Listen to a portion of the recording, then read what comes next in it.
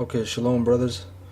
All praises to Yahweh Bahasham Yahushai, and double honors to the elders, great millstone. Alright, and honors to the elect. And basically, the lesson that I just made this right now.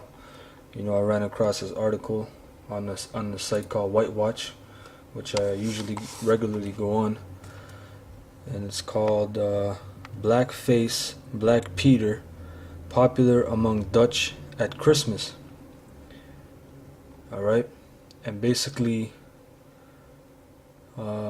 these are Edomites, white people in Dutch in the Netherlands, mocking the Moors.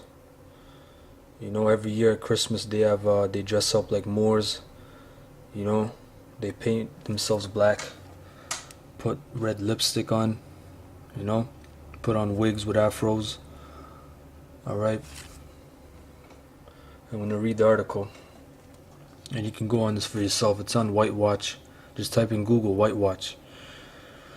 And it says, in the Netherlands, everyone is quite aware of the Christmas character known as Black Pete. He's a little African slave who helps out Santa Claus. According to the Dutch tradition, Black Peter is responsible for carrying a book full of names of naughty children, along with a rod and a sack to take the bad children away.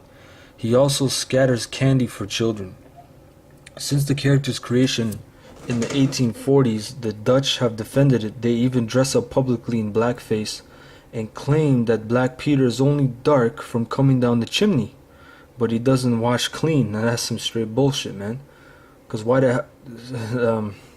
there's a video which I'll put in post-production. You know, if he goes down the chimney, his face is black. How the hell does he get an afro then? How the hell does his lips turn red? Alright. It says, yet recently Black Peter is causing more anger and controversy among the Dutch for the stereotypes associated with the Christmas character. Alright, and that's, you know, I'm not going to read the whole thing. It's a pretty long article, but that's the main point. Alright, and every year they celebrate this, and you know, I'm going to show you the video right now.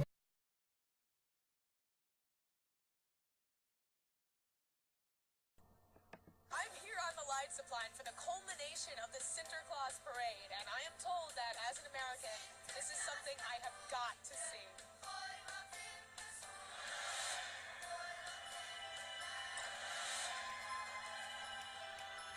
Oh my God. Tell me about what you're wearing. I'm wearing a suit. Oh, I'm sorry, I should clarify. I meant the fact that you're in blackface. Yeah.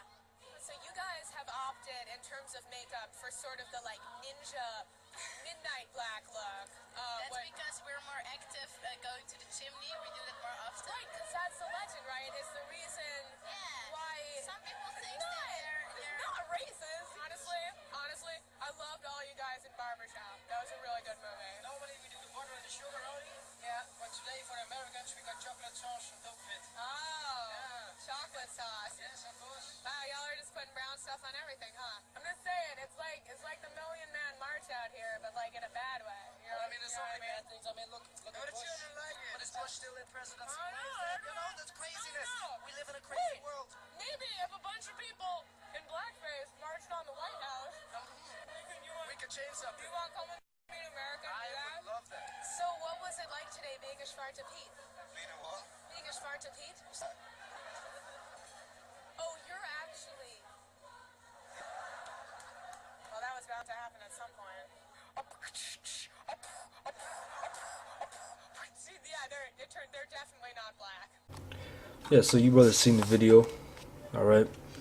These devils, man, you know, they try to hide it, but you know, Edomites, Esau can't hide it. You're a race of devils, okay? It's meant for you to be the devil, so you might as well not hide it. Alright, so let's go to Revelation 13:1.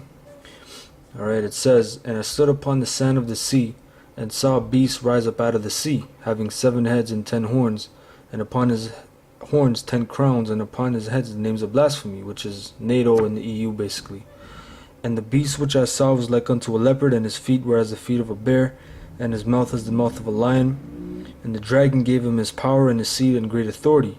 And I saw one of his heads as it were wounded to death, and his deadly wound was healed, and all the world wondered after the beast. Now one of the heads that were, because there were 7 heads, which is basically the kingdoms that Esau ruled. You have France, Greece, Germania Major, Germania Minor, Spain, Britain, and Rome.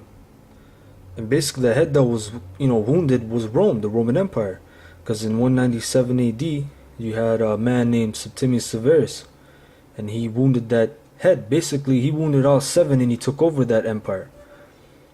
Alright, because the name Septimius Severus means cutter of 7. Alright, Septimius means 7, and that's where you get the word September from, and Severus means to sever or to cut. So, in reality, the Israelites ruled Europe after that time period.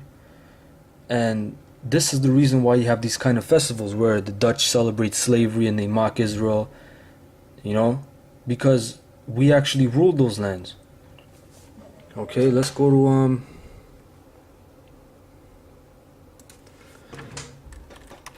Revelation, Book of Revelations, the 20th chapter. Alright, 21.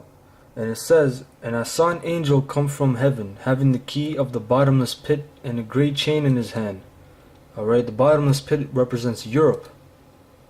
Okay, because there's no mineral resources in Europe. It's a dead pit, basically. That's why during colonialism they had to go where? They had to go to India, East India. They had to go to Africa to get minerals, spices, different stuff like that, different resources.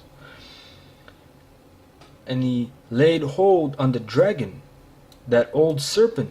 Now, the dragon represents the Roman Empire, Esau's Roman Empire, that old serpent.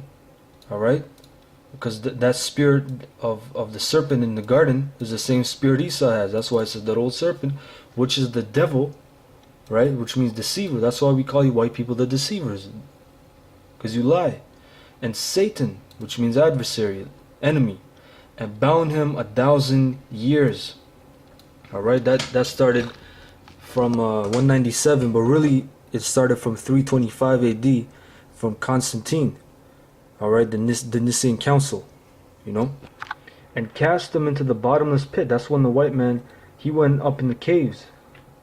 Alright, he was in the caves he was in the cliffs of the rock. Alright, for 1,000 years. And shut him up and set a seal upon him, that he should deceive, that's a key word, deceive the nations no more, till the 1,000 years should be fulfilled, and after that he must be loose a little season. So when he got loose from that sentence, that prison sentence, what did he start to do? He started to deceive people, because during the Renaissance, what did you have? You have the whitewashing of images, of icons. You had Caesar Borgia, whitewashing of angels, whitewashing of all the saints. That's deceiving the people. Okay, calling themselves Jews, the chosen people of God. That's deceiving the people. Okay, and I wanted to go into this book right here. It's called Blacks in the Dutch World, right, by Alison Blakely. I'm gonna hit up a couple pages here. This is on Google Books, by the way, which you could type in. Let's go to page 67. And here's a riddle they have. Alright.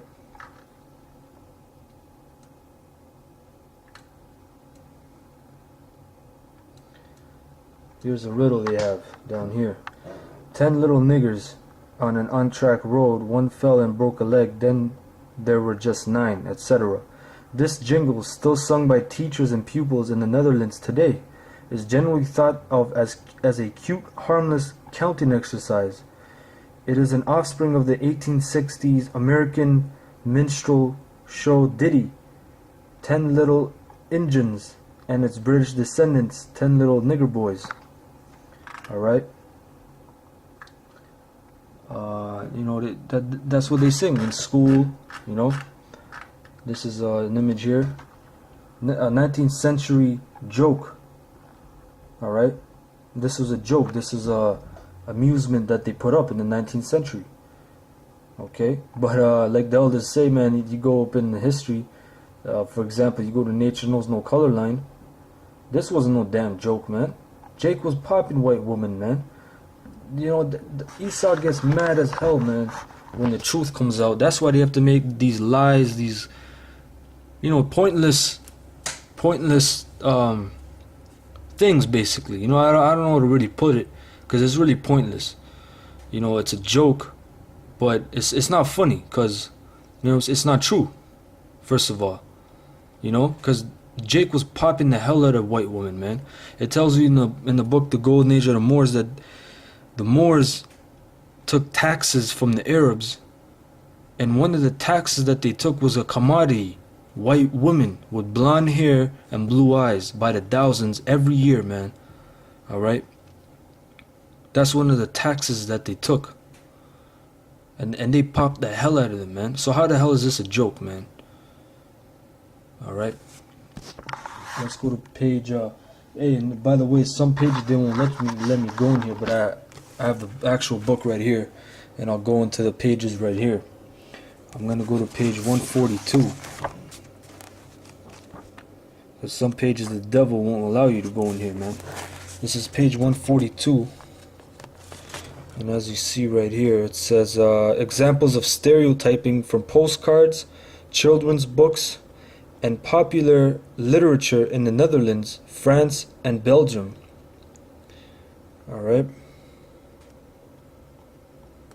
And this is prophecy, by the way, because it tells you that we're going to be an astonishment, a proverb, a byword among all the nations the Most High sent us.